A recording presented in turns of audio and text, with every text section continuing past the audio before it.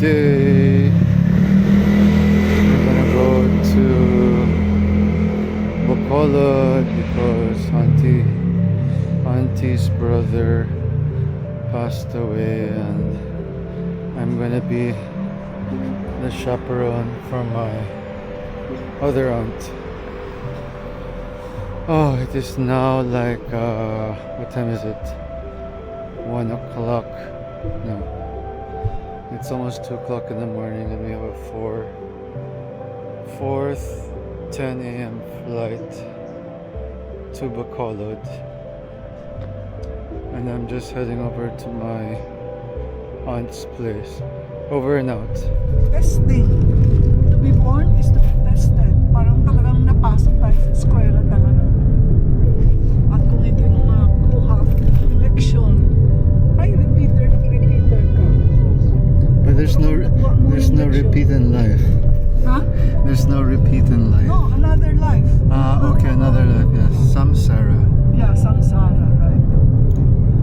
Balik yan. Pero okay naman sana yun kung hindi nakapag-asawa, pero ang panahon na lang siguro maglingkod sa Diyos, okay pa yun eh. Kung yung panahon, ano? Maglingkod na lang sa Oo, God. tama, oo. Okay rin yun. Actually, yun lang ang nakikita ng tao eh. Kasi sa huling-huli, ang importante lang ay nakagawa ka ba ng kabutihan sa iyong kapwa, number 1. Tapos number 2, natuto ka ba? Yung kabutihan, more or less, nagagawa mo yan eh. Pero of course, mga ibang tao, mas maraming ginagawa.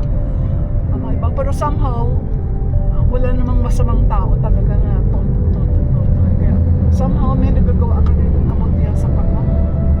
Pero mas higit importante rin, actually, natuto ka na ba? Kasi kung hindi ka natuto, balik ulit. Pero yung mga ginawa mong kabutihan, ano yun, nagtutulong yun sa buong sosyedad. Kaya maraming mga matatanda, pag ano na sila, may kaya na sila, matanda na sila, okay na lang sila, yung ano, di ba, charity work na lang. Alam mo, nagpunta kami sa isang ano, Meron mga ganun eh. may isang ano, punta kami sa Burol, yung babae, 82 years old, pinsan siya nang namatay. Alam mo, pinsan siya nang namatay, tapos punta kami sa Burol, namatay. Nakita namin itong pinsan niya na hindi namin kilala, first time namin nakita.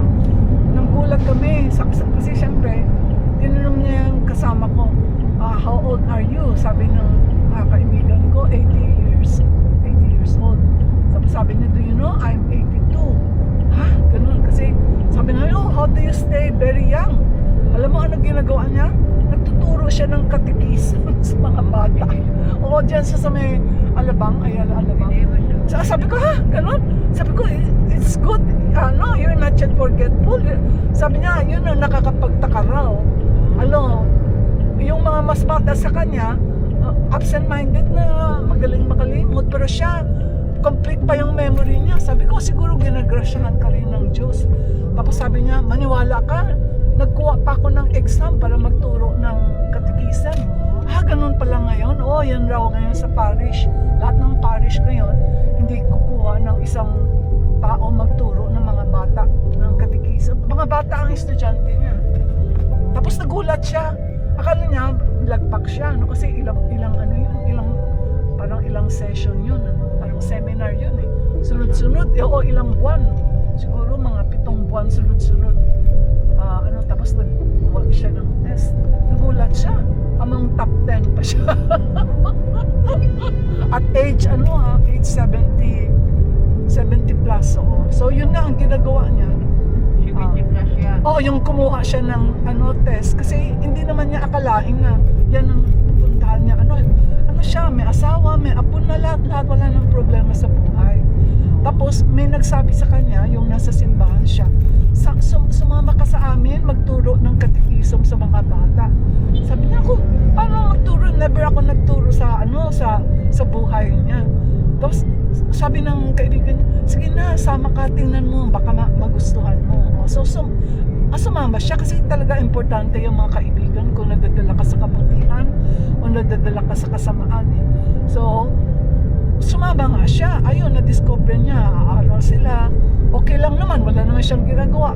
O so nagsama-sama siya sa seminar hanggang natap kompleto niya yung ilang module na seminar. O, tapos nagkuha ng test, sabi niya okay lang sa kanya, lumagpak. Nagulat siya, top 10 pa pala siya. So, tumang-tuwa yung kaibigan niya, o tingnan mo, sabi ko sa iyo, bagay siya. O, ngayon, binigyan siya ng assignments kung saan siya kailang magturo. Mga bata, mga mahihirap, pupunta sila sa mga mahirap na mga lugar. O, pero dalawa sila magkasama. Tapos nagturo siya doon. Anong religion yan? Katoliko. Katoliko. So pumunta siya doon. Tapos tiningnan niya, unang-una parang naninibago siya, no? Pero after a time, parang ang nakikita na lang niya yung mga bata, hindi na yung kahirapan ba? Kasi pag nakikita mo yung kahirapan, hindi ka, sanay ka sa buhay na mayaman, hindi ka magpapalit talaga. So, unang-una, parang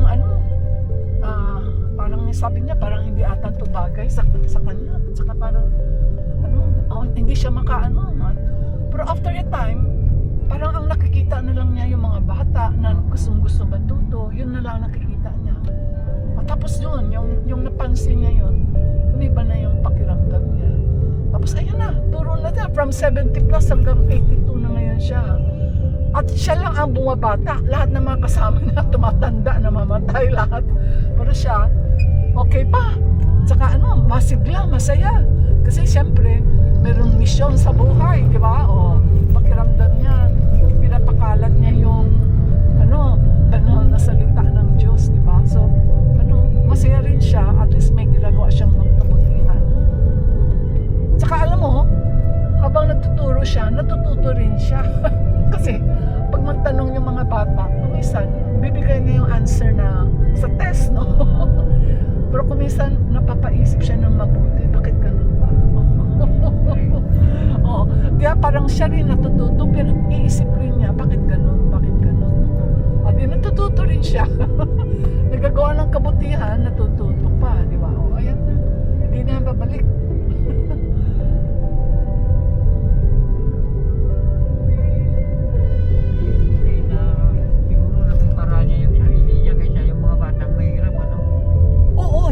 Saka parang syempre, pag nakita niya, parang ang nakikita niya, abang ko. Terminal 3? Terminal 3.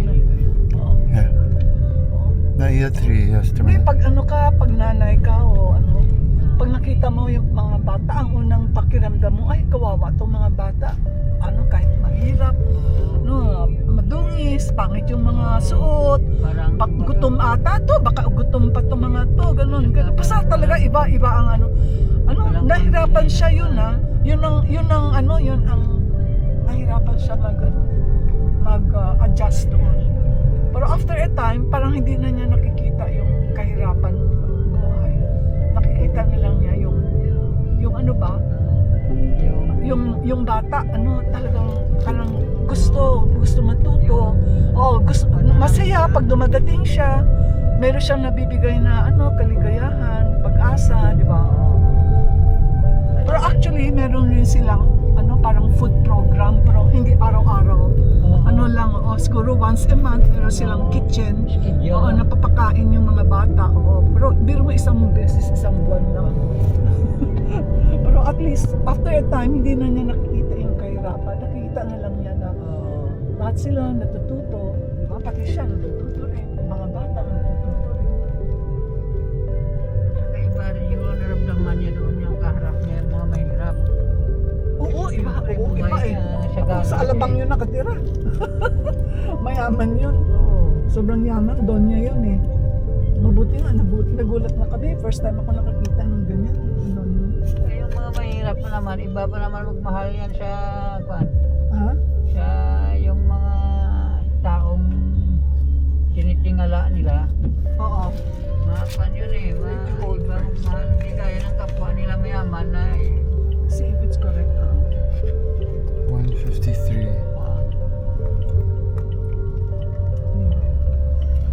155. I have coins.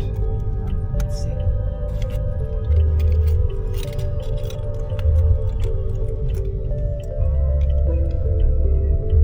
alam niyo yung babaan niyo dito.